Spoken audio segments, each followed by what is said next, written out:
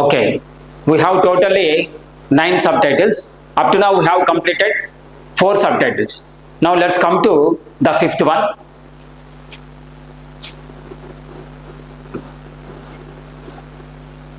Noun and pronoun.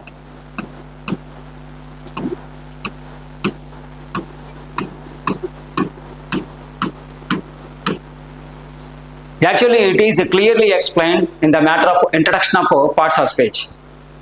But here explaining this matter, it has some other purpose here. Say, I have clearly specified in the bracket subject and object place. Subject and object place. See now, here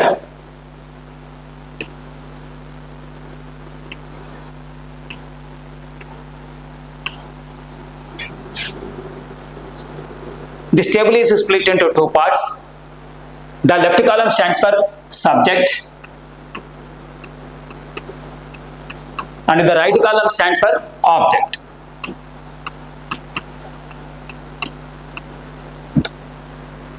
So,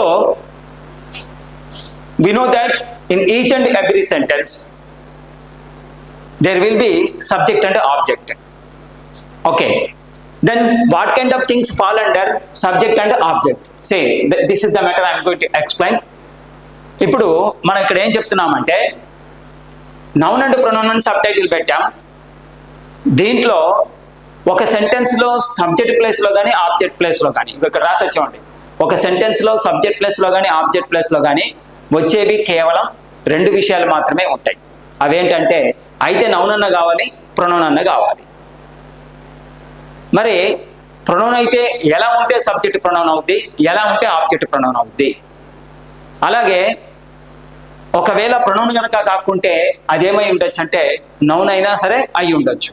మరి noun వస్తే ఎట్లా మార్చుకోవాలి, pronoun అయితే ఎట్లా మార్చుకోవాలి అనేది ఇక్కడ మనం ఎక్స్ప్లెయిన్ చేస్తున్నాం. చూడండి, సబ్జెక్ట్ ప్లస్ ఆబ్జెక్ట్ ప్లస్. సబ్జెక్ట్లో ఐ. చూడండి, ఈ సబ్జెక్ట్ని ఆబ్జెక్ట్గా మార్చాలంటే మనం ఇక్కడ మీ అని మార్చుకోవాలి. ఇక్కడ చూడండి,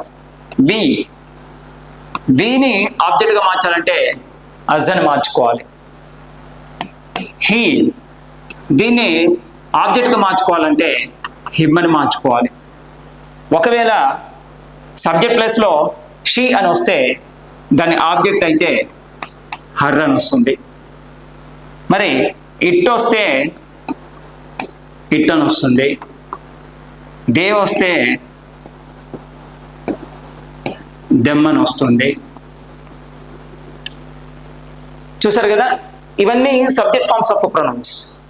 అంటే ఒక సెంటెన్స్లో సబ్జెక్ట్ ప్లేస్లో వచ్చేటువంటి ప్రొనౌన్స్ ఇవి మాత్రమే. ఇట్లా ఇంకా I, we, he, she, it, they. ఇంకా యు అనే సబ్జెక్ట్ కూడా ఉంది. ఇది ఆబ్జెక్ట్ అయితే మళ్ళీ మనం యు అనే రాస్తాం. ఇది మనం గ్రహించాల్సినటువంటి విషయం. బాగా గుర్తుపెట్టుకోండి, ఒక సెంటెన్స్లో సబ్జెక్ట్ ప్లేస్లో కానీ ఆబ్జెక్ట్ ప్లేస్లో కానీ 2 విషయాలు మాత్రమే పాసిబిలిటీ ఉంటుంది. ఏంటి అంటే అది ప్రొనౌన్ అన్న కావాలి, నౌన్ అన్న కావాలి. మరి అది ప్రొనౌన్ అవుతుందా లేదా నౌన్ అవుతుందా అంటే ఇగోండి, సబ్జెక్ట్ ప్లేస్లో వచ్చే ప్రొనౌన్స్ ఇవి మాత్రమే సబ్జెక్ట్ ప్లేస్లో వచ్చేటువంటి ప్రొనౌన్స్. ఇవి మాత్రమే ఆబ్జెక్ట్ ప్లేస్లో వచ్చేటువంటి ప్రొనౌన్స్. అందుకని వీటిని ఏమని చదువుతామంటే మనం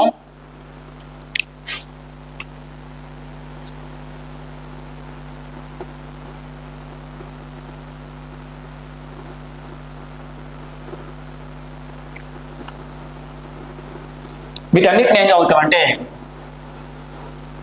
subject forms of pronouns. Subject form of pronouns. చూసారుగా, ఈ లెఫ్ట్ కాలంలో ఉన్న విషయాలన్నీ ఏవైతే ఉన్నాయో I, we, he, she, it, they, you, ఇవి ఒక సెంటెన్స్లో సబ్జెక్ట్ ప్లేస్లో వచ్చే అవకాశం ఉంది. వీటిని సబ్జెక్ట్ ఫార్మ్స్ ఆఫ్ ప్రొనౌన్స్ అంటాం. వీటికి కరెస్పాండింగ్గా యువతల వైపు ఆబ్జెక్ట్ ఫార్మ్స్ ఆఫ్ ప్రొనౌన్స్ అంటాం. Objective form of pronouns.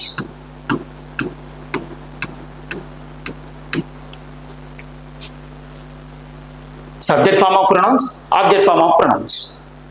అంటే సెంటెన్స్ లో సబ్జెక్ట్ ప్లేస్ లో అయితేనేమో సబ్జెక్ట్ ఫార్మ్ ఆఫ్ ప్రొనౌన్ ఉంటుంది, ఆబ్జెక్ట్ ప్లేస్ లో అయితే ఆబ్జెక్ట్ ఫార్మ్ ఆఫ్ ప్రొనౌన్ ఉంటుంది. ఇవి కాక ఇంకా వేరేవి ఏమన్నా వస్తే ఇగోండి కింద రాస్తున్నాం చూడండి. అప్పుడు వాటిని ఏమంటాం అంటే మనం నౌన్ అంటాం. గుర్తుపెట్టుకోండి, మారేవి ఎప్పుడైనా సరే ప్రొనౌన్స్ మాత్రమే మారుతుంది, నౌను ఎప్పుడు కూడా మారదు. ఇగోండి నౌను ఏ నౌన్ వస్తే అదే నౌను తిరిగి మళ్ళీ అటు కూడా అదే నౌన్ రాస్తాం. సబ్జెక్ట్ ప్లేస్లో ఏ నౌన్ ఉంటుందో ఆబ్జెక్ట్ ప్లేస్లో కూడా అదే నౌన్ రాస్తాం మనం. అసలు నౌన్ అంటే ఏంటి మరి?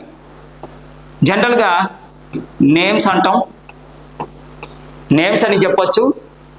Names and things are known as nouns అంటాం.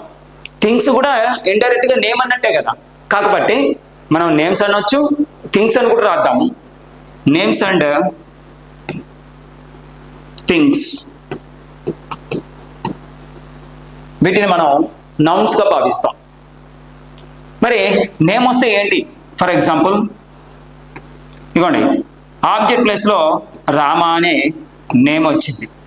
మరి దాని సబ్జెక్ట్ ప్లేస్లో ఏం రాయాలి అంటే పైన ఇక్కడ రాసుకున్నాం చూడండి. నౌన్ వస్తే నౌనే, ఏ నౌన్ వస్తుందో అదే నౌను మళ్ళీ సబ్జెక్ట్ ప్లేస్లోకైనా సరే ఆబ్జెక్ట్ ప్లేస్